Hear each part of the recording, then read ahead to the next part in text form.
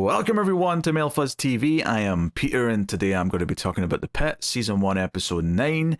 It is 3 p.m. or hour 9, depending on how you feel. But yes, welcome to the review. Spoilers as always, and this is a Patreon-sponsored review, so thank you very much to Alison for making the choice. So, it's kind of interesting getting to this midpoint of the season, even just a little bit after the midpoint now, since we're past episode 8, is that the characters are very well defined by this point. I've gotten to know them well enough that even if I still brain fart occasionally and forget a name, I always know who I'm looking at and who I'm who's being referred to. I always know who's who in terms of actually knowing what's going on with them.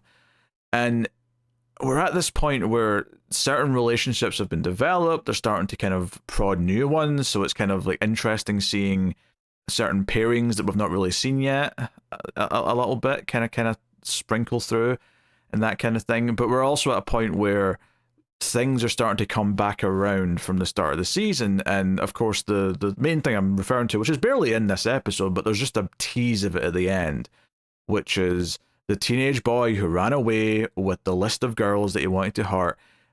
His mother, we see her briefly in the middle of the episode, but at the end of the episode, we see her talking to two policemen or police officers, and Robbie's obviously concerned and wants to go up and see what's going on. And that's all we get. We don't get like any follow-up. It's like a little tease for next episode, but it feels like one of the most prominent things to mention. As does, of course, how the episode actually ends. I know it's weird to always start with the endings, but it's hard not to, because like it's the last thing I saw. And they usually leave you on a bit to chew on, right? And this episode ends quite harshly with the attack on Dana, which, this guy's been in the waiting room complaining for several episodes, getting angry, feeling very entitled, being racist towards Mateo, just getting more and more riled up. And there's even a fight out in the waiting room separately from him that happens first, but he gets agitated, he yells, he complains, he is almost ready to leave until Langdon confirms that this thing you have signed means that we're not to blame. If you leave of your own free will and have a heart attack or something like that, then it's not on us, because you're choosing to leave before we're done going through our process and checking you out.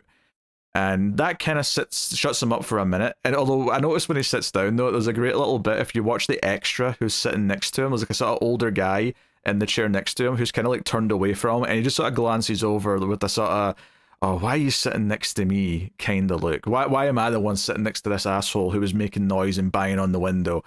So a little bit of comedy kind of sprinkled in there. And as per usual, there's usually one or two lighter storylines to kind of liven the mood a little bit. But we end harshly, because we end with him assaulting Dana, because she goes out for a smoke break, and it cuts to her after the bit with Robbie seeing the police, and that felt like that could have been the end of an episode. We could have ended the episode with him walking over to what that conversation was, and it would have been an effective cliffhanger because of like the fears we have about where that plot's going. And even Mackay earlier in the episode, same thing, where she's concerned seeing that mum talking to Robbie and is worried about where that's going, but she's kind of busy dealing with the other crisis that she's trying to intervene with. So when it cuts to Dana, I was kind of thinking, well, something's going to happen out here, otherwise, because there's nothing else going on with her.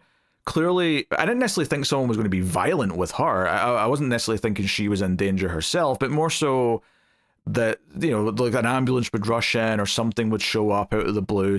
I expected a cliffhanger, right? As soon as it cut to her, I expected something to show up because she's outside. I did not expect it to be this guy, this asshole from the front, coming and punching her in the face. And you can hear his voice, because he says working hard, because one of the things that the lady at the desk said, the receptionist at the hospital or the ER room said, was that, or she didn't even say anything, she was just sort of sitting quietly. But Langdon said, when he sort of piped in to sort of talk this guy down, said that, hey, we're not just like playing go fish back here, we aren't just messing around and relaxing, like we're working hard trying to get through patients, and patients that are more severe need to be seen first. And the guy starts yelling about paying his taxes, unlike a lot of these people who are homeless or getting their care for free and getting seen before him. He's very entitled, he's very unlikable immediately. Because obviously the people with the more life-threatening injuries or conditions have to be seen first. Like, most empathetic human beings would understand that that is the order of events that things have to go in. Your discomfort of having to wait is not more important than someone else who is going to die. And and frankly, coming from someone who lives in a country that has healthcare for everyone that's free, this idea of this entitlement is kind of disgusting to me. I don't know. I mean, I think it's unlikely to anyone who has empathy, but I think it's like, I especially just thought it was kind of gross. So he's an asshole. We knew he was an asshole. It was made clear before. But let's point out the simple facts here is that he lashes out like he clearly has been wanting to the whole episode. He's maybe stood down because there's witnesses, because there's guards, because there's someone, they're behind glass or whatever the case is. But notably, he doesn't go after Langdon, right? He doesn't go after Mateo, who he's been making comments at throughout a couple of episodes, including this one. He goes after Dana, who is half his size, right? Who clearly...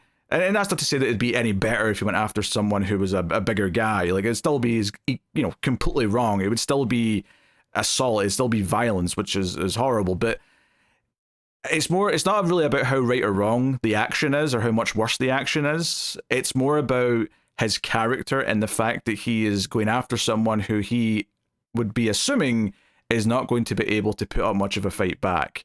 And even then he sucker punches her. It's not like he says, I'm challenging you to a fight, and gives her a chance to get ready. He punches her in the face just outright and walks off, saying he'll take his chances with his health. And I like the way this was filmed, because you don't see him, you just hear his voice, and then it's not until she sort of looks up and she's kind of, she's been rattled from the hit. She's kind of not seeing things clearly, but her vision kind of clears up enough to see him walking away at a distance. So she knows who did this. And I'm curious what the fallout of this is going to be. Is she going to try and downplay it? Is she going to, I imagine anyone else who notices she's been hit, whether they find her out here or she has she has enough of a mark in her face that people are going to notice it. But regardless, I suspect that everyone else is going to want something done about this, even if she tries to downplay it. And, they do a lot of this episode of showing how essential she is to this place. It's interesting to me that I think she was present for the scene where this guy, the big guy, was getting mad out front. But it's actually the other fight out front that she was more prominent for. There's a fight out front where she goes out and she kind of deflates this fight. I mean, she doesn't even really deflate it. They're still being kind of savage, to be honest. But there's like two mums having a fight. One mum got really mad and started yelling because another mum offered a face mask for her child who's coughing.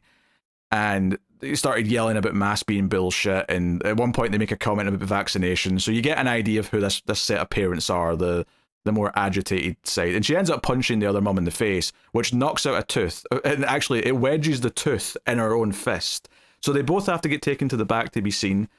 But there's a whole speech that Dana makes here where she comes out and she's like, hey, act like adults, and she gets really stern with them. And it feels very confident, it feels very brave. There's a couple of comments here or there of her helping people. She's being kind to Collins. Collins has opened up about what's happened to her, about losing the baby, so that she's there for her. Later on, she's giving Robbie advice, and someone says you're amazing, and she's like, yeah, that's what I'm here for, to be amazing and bring peace. So the episode goes out of its way to, and not that she's been unlikable up until this point, she's been a perfectly likable character the entire time. She's been this kind of bedrock for the room and keeping everyone straight. Even Robbie goes to her for to sort of center himself, and she's there for him in the same way that he kind of needs to be there for everyone underneath him. But this episode makes a point of like reminding you of that and showing you how vital she is, how she's trying to help with the various crises going on, how she's always trying to do the right thing, and people are actively thanking her for getting things done and making their lives easier and being a miracle worker. And all of that is designed so that when you get to the end of this episode and it's this person of all people in this hospital, in this ER room, that get attacked by this scumbag, it feels even harsher than it would if it was most of the other characters. Maybe there's a few you could say that it would feel even harsher. Maybe I don't know, like if it was like King or someone, so someone really young and even more innocent, getting punched in the face, maybe that would be harsher. But it feels like it hits like a ton of bricks because they've spent time throughout the episode reminding you of her kindness, of her empathy, and all these things. So it's really well done in that sense. to make that ending drive hard at the end. And all the stuff with the two moms, just to go back and talk about that for a second. There's a lot of them yelling at each other through the rooms, which actually dovetails nicely into Langdon this episode, because there's more stuff with Santos this episode with Langdon. Particularly involving a case of a woman with an overdose who they have to put into an ice bath to get her temperature down, and so on. And it's a long sort of process that they're dipping in and out of throughout the episode, and Santos is left to kind of take care of that along with Samara. And he ends up blowing up at her when she starts like making and she does, she actually does something. She applies what she thinks the patient needs before waiting for test results, because she thinks she's right, which made me very nervous, because she's been kind of headstrong before, and it's kind of maybe got her into a little bit of trouble. And it's kind of like the defining thing that I think of as her character, honestly, at this point, is her thinking she's right, and maybe she often is. It turns out in this case she is absolutely right, but she thinks she knows best and pushes further, and it's led to this thing where she's been kind of like slyly trying to accuse Langdon of like malpractice, or maybe that's a harsh word, but at least up to no good, right? And Langdon has not been blind to her like questioning his judgment and giving side eye and whatnot, and he does kind of eventually like basically start chewing into her, right? He starts yelling at her and making it clear that you're a doctor, you earned that, but you've had that title for 90 days. You are a rookie, you're here to listen and to learn, and you keep butting in and thinking you know what's best. I'm paraphrasing a little bit, I don't remember the exact wording of a lot of it, but he really starts to chew her out. And the reason why I'm bringing this, I sort of dovetailed into this from the other plot, is because when Langdon's seeing the we'll call it the more the anti-vax mum of the two, he turns to her and says, "Hey, you're going to need to get this type of surgery for your hand because it's infected or whatever. Do you want the doctors and surgeons to not wear face masks?" And she looks kind of like bewildered, like, "Wait, what?" And he's like, "Well, us medical professionals like really take it seriously that face masks like help reduce the risk of germs and viruses being spread, but I don't want to get in the way of your beliefs. So how do you feel, face masks or no face masks?" And this woman who has been yelling about not wanting her kid to wear a face mask because it's against their rights or whatever, and yelling about vaccinations, quietly has to say, "Yes, I want them to wear face masks." Like all of a sudden, because they're in surgery, like she's like, "Yes, I want them to wear face masks," effectively exposing her hypocrisy. And he just sort of says, "Yeah, good choice," and throws his gloves in the bin and walks out. But it's a really good moment, and it's a really likable moment for Langdon, because he's kind of like, he's making a point with this woman. He's making her, eat a little bit of crow, right, by throwing this in her face, and not overstepping or anything, but just making it clear that a lot of what she's yelling about is something that every doctor in this building is not going to agree with her on. And I think that's a very likable moment for him. And the reason why it made me dovetail into this other plot is that I found myself really siding with him in this plot line. And it's not to say that Robbie's wrong, because when Robbie catches him yelling at Santos, he pulls him aside and grills him and says him to act like the senior medical staff that he is, and yelling and chastising is not an effective teaching tool, and you're meant to act a certain way. And he grills him for it. And I'm not disagreeing with Robbie necessarily, and I think there's even an argument to be said that Santos not learning anything and kind of still shrugging it off and saying, "Oh, I've heard worse," when she's asked about it later, does kind of prove that it was ineffective, what he did. However, because I've been watching Santos making these choices and getting kind of accusatory towards him these past several episodes, I found myself actually kind of siding with him and enjoying him giving... just telling her off for it, like just sort of saying, "Hey, you're not this like genius doctor who's a savant who suddenly knows better than everyone else around you." And watching her face during this scene, credit to the actress, because the performance was really making this work for me, was this feeling of awkward, like she's been grilled for her behavior these last few episodes by Langdon, and I think everything he's grilling her for, I think he's 100% in the right in.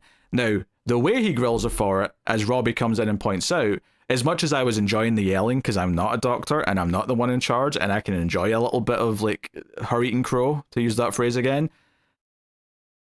I'm sure Robbie's right. He's probably right. I don't doubt that Robbie's right in like what he says to Langdon, and that Langdon, well, he should be raising these concerns. He should be trying to teach her like and like course correct how she's performing in certain ways and how she's thinking. It shouldn't be the way he did it, right? And it actually made the scene that followed that up with her talking to Samara, because she kind of gives Samara credit for the fix for the patient, and takes the fall for anything. And she kind of says, well, Langdon's had it out for me all day, and I figured there was no reason why I should be mad at both of us. And I was kind of, like thinking to myself, on the one hand, right, obviously that's like, it's not a bad thing that she gave Samara the cred, and Samara says, no, he's wrong that you don't have what it takes. You do have what it takes. I think you're doing well. But I did definitely feel like she hadn't really learned a lesson from him blowing up at her. And I'm wondering where this will go. Maybe this will be a sort of thing where they're really setting up this kind of rift between them, so that by the end of the season, when they presumably have to work together on a few more occasions, that maybe there's going to be some real growth, and maybe they're going to, like, she'll pull through, she'll listen to him like she's supposed to, he'll listen to her suggestion, and it'll be a good idea or something, and they'll kind of like meet in the middle somewhere, and there'll be a growth to it.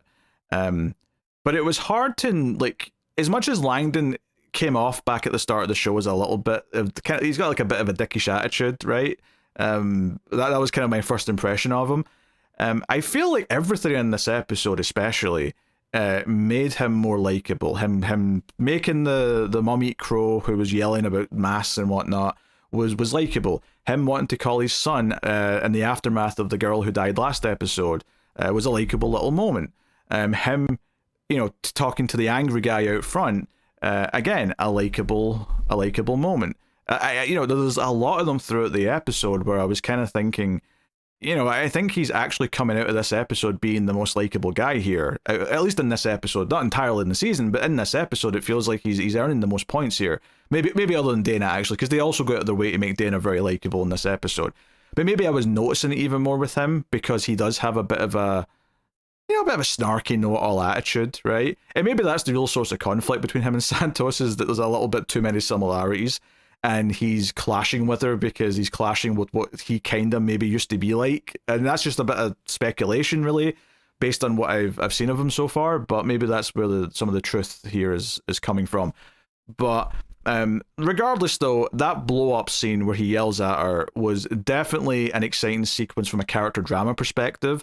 And then Robbie, like, coming in and telling him off for it was very interesting, I think, from the audience perspective, because I think most audience members at this point, given how she's been kind of like slyly accusing him of things and assuming that he's up to no good because he's not agreed with her, I think most audience are probably going to be more on his side in this sequence. So to have Robbie come in and then chew him out, and Robbie's a character that we take seriously. I think the audience trusts Robbie, right?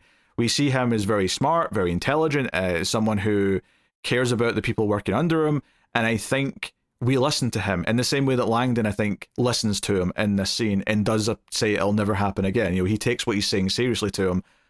And I think we, the audience, do as well. And it's almost like a little harsh reality for us, is like, okay, if you were enjoying him yelling at her, right, we get it.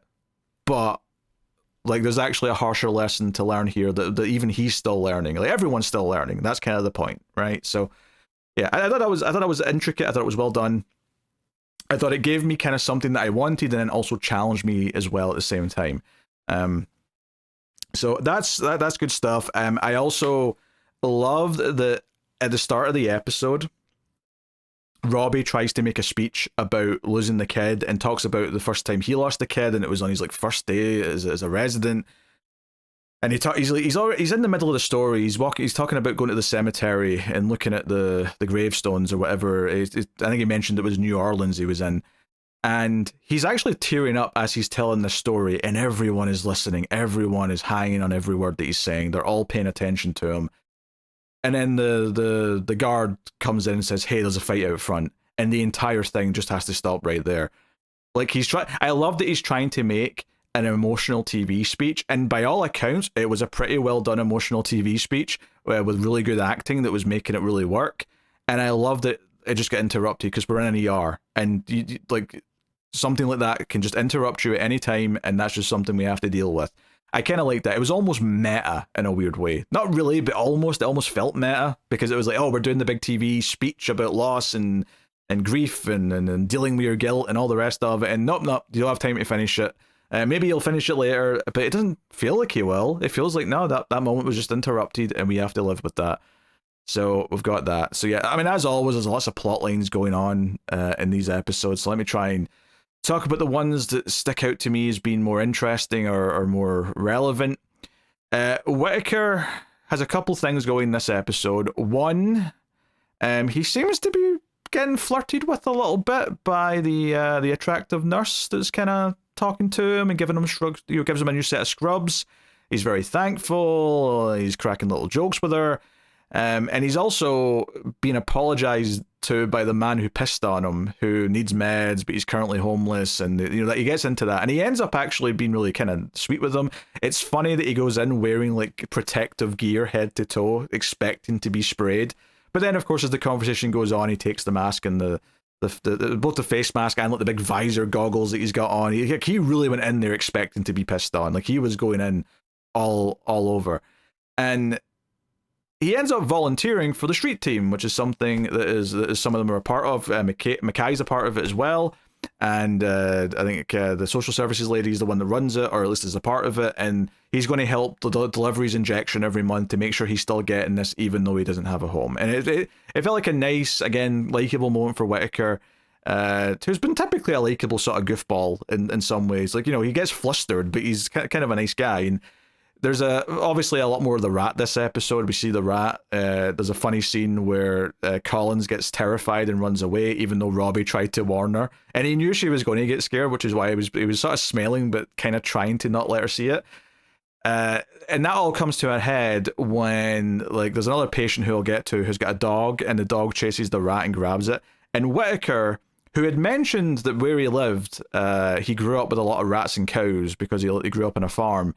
He knew what to do. He sort of throws a sheet over the dog and he sort of grabs the rat in the sheet, and without even thinking about it, he picks up the rat inside the bed sheet and just snaps the rat's neck. At least that's what it looked like anyway. And everyone around him is just staring, and the girl that he's been flirting with, and I say she's been more flirting with him. He's kind of just like deer in the headlights, but it's kind of sweet and whatever. But everyone just kind of staring at him, and then there's just a few people start clapping softly, and it's like he just kind of makes a little bow, and it's a nice little moment. He gets a little win after all of his embarrassments from previous episodes, which is nice. So that was kind of one of the more feel good plots of the episode, was Whittaker's side of stuff. And likewise, King has some feel good stuff as well. I mean, she's very sad early on, like the sister thing. The little girl dying is making her think a lot about her sister, and she's kind of out of it. And they're it's. Langdon eventually comes, and in fact, there's another one of Langdon's like likable moments this episode. This is after he's had the scene with Robbie as well, which is I think worth mentioning. That he's had that telling off about how he was yelling at Santos. So when he comes on to King, and King's sitting in the room in the lounge with the dog that's there, right? Again, we'll get to the dog's patient in a minute, but he sits down and he's like, hey, because she was with, Langdon earlier, I think it was, who said, you need a break, go and, take 20 minutes. And he comes down and sits with her. And it's showing that he's learned something, actually, because earlier in the episode, when she was kind of like out of it and not responding to the question that he asked in front of a patient, he told her to go take a break. He wasn't like super mean about it or anything, but he was just kind of like, hey, no, you need a break, go take a break. Like he was stern enough. But after the scenes with Santos and the scene with Robbie, he comes in with her, he sits down next to her. He doesn't just stand there, he sits on the floor next to her because she's sitting right up against the wall, petting the dog. And he sits down and basically says, hey, you all right, what's going on? And she opens up about the sister thing being too close to home. And he's like, yeah, it's tough. Like, you're going to have these days, and it's tough being sensitive in this line of work, but it's honestly really important that we have sensitive people doing this. And he gives her like a pep talk. and says, "Hey, I've got something that you might like to get you back on your feet." And then she gets all excited when he mentions that there's like 1,000 bits of gravel to pull out of the patient's leg. This patient being the one who was basically hit by a car, and he's mostly okay. He basically just got hit in the side, but he slid across the ground, and it gave him a lot of road rash on his leg. So they rule out everything else. He's fine internally. He just needs his leg seen to. And the look in King's eye as she's like, 1,000. Like she's like, honestly, I don't know. This is maybe the most excited we've seen her all season, is the thought of picking out bits of grass. She gets the big magnifying like goggles on, and she's going into town with her tweezers or whatever she's using. So again, it was kind of a likable moment for both of them, and I think Langdon came out of this episode kind of having lots of good scenes and kind of a little bit of an arc here, where it felt like he'd learned, and he was more sympathetic to what King was going through. Admittedly, it's not even like he was being that mean before. He was just more stern, and it was in front of a patient, so it's not like he was going to start saying, "Hey, what's going on with you?" in front of the patient. That would have been weird. But it felt like he took some of the feedback to heart, and he sat down and kind of helped her get back up, right? As opposed to grilling her for not being ready or whatever, like what he could have done. So yeah, learning is good, and that stuff's going on. Elsewhere, we still have Mackay, with a little bit of help from Dana, dealing with the woman that they think might be a trafficking risk or a trafficking case, and her employer lady, the suspect, if you will, is getting very agitated that she can't find her, and Mackay really lays it on thick, tries to give her a little booklet, tries to like say, "There's a phone number on this pen, there's a phone, I'll write my phone number on here if you want." And she makes it very clear, if you're ever in trouble, hey, you should reach out.